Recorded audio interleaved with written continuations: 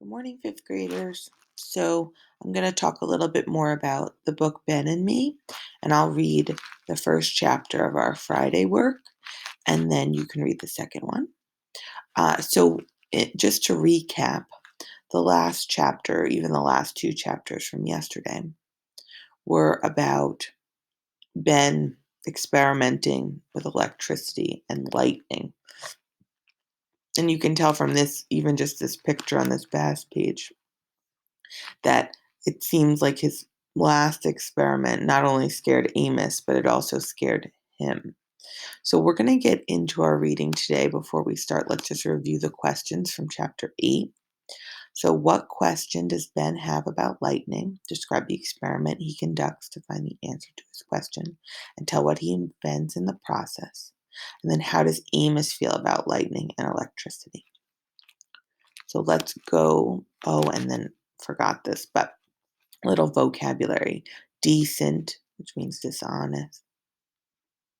Deceit. Deceit, which means dishonest. Incessant, never ending. Render is to make. Grievances, which are complaints. Solemn, which is sad. And then idyllic, which is happy. Okay, so let's get into our reading for today. Chapter 8, The Kite.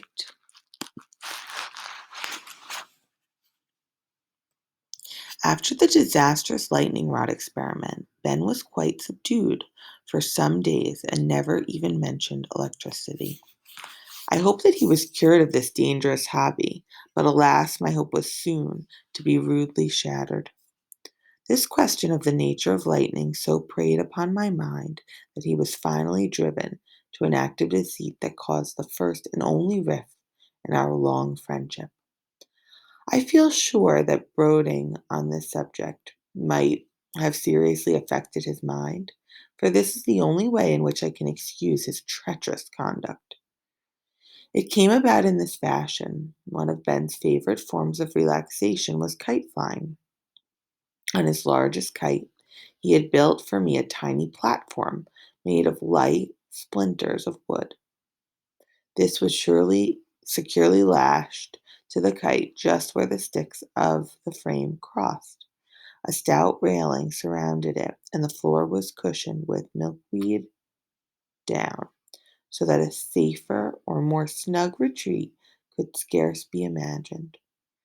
Sailing aloft in this was a delightful sensation.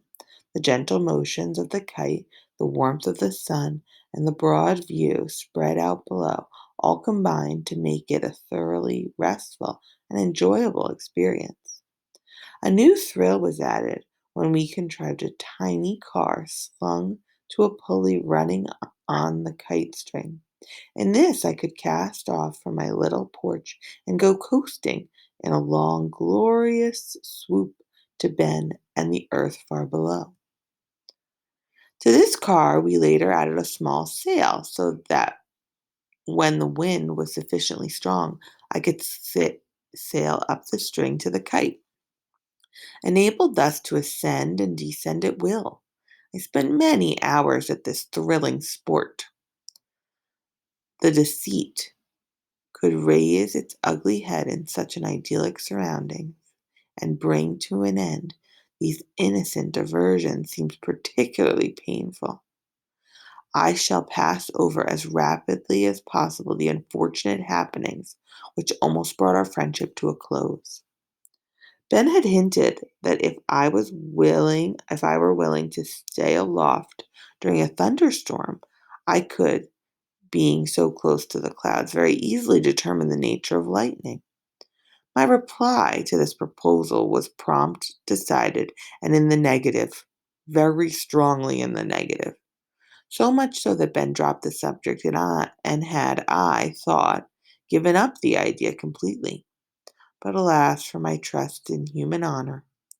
Little did I dream of the horrid plot that this electrical mania was causing to form in his disordered brain.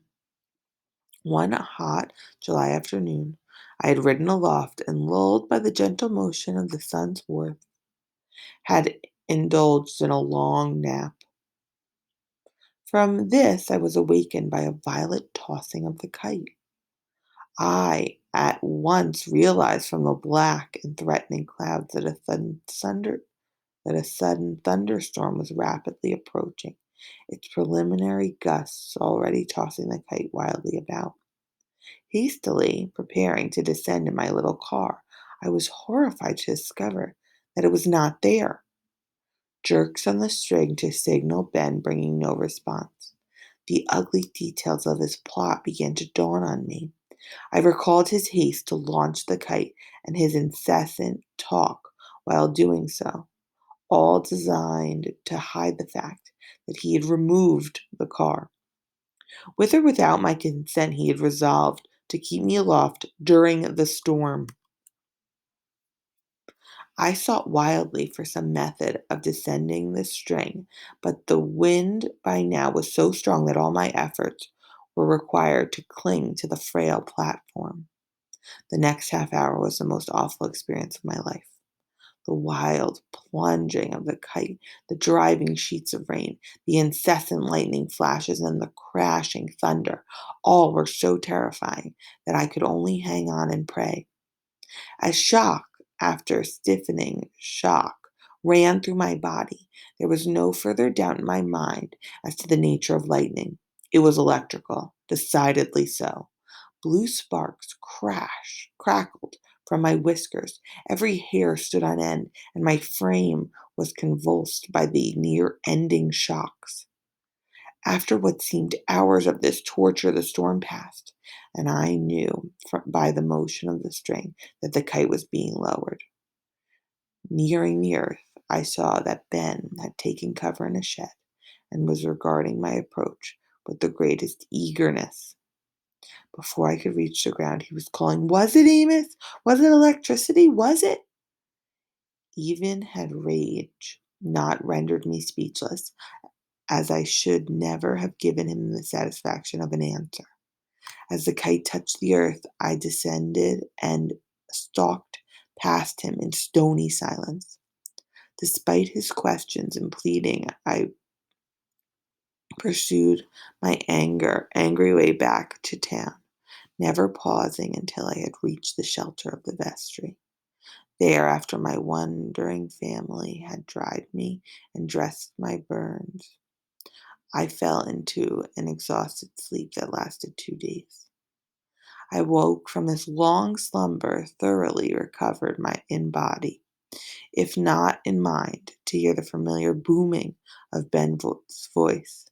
I found him seated in the vestry where my mother, flustered by this visit of the family's generous patron, was making a great to-do over him. My greeting was cold, but Ben was most agreeable and apologetic. He had brought with him our agreement, which he felt I had broken by leaving him. "A mere scrap of paper?" I snorted, and went on to point out that his electrical craze had not existed when our agreement had been signed, that it alone had caused all our differences and had made life a burden for me. In fact, I pointed out things for almost an hour. "Never," I declared, "never, while this madness lasts, will I return to our former association." Ben finally gave in and agreed to stop all electrical experimenting forever. He wrote it into the agreement, we signed it, and shook hands on the bargain. With goodwill restored, my beaming parents brought in a few refreshments, and we had a jolly visit. The children were presented to Ben, who was most gracious to them all, patting their heads and asking questions about their schooling and pastimes. Luckily, none of them mentioned kite flying. "Amos," he said at length, "the reason that I gave up my scientific investigation so readily is this. As you doubtless know, relations between these American colonies and our mother country, England, have become very badly strained. So much so that I have been chosen to go to England and lay our case before the King and Parliament to attempt to make clear to them the justice of our grievances, to avoid the dangers of rebellion and possibly of war. Without you, Amos, I should be lost. Your advice and your wonderful facility for gathering information are more than ever necessary to me. Here is a great opportunity to prove your devotion to your country and to the sacred cause of liberty. What say you, Amos? I sail at dawn.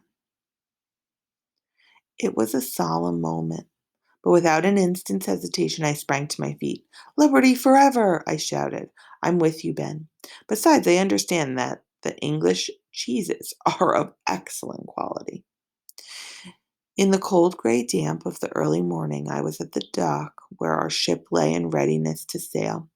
Suddenly, I noted a long line of ship rats filing ashore, laden with their belongings. Here is an unlucky sign, I thought, and hastened to ask the reason for their desertion.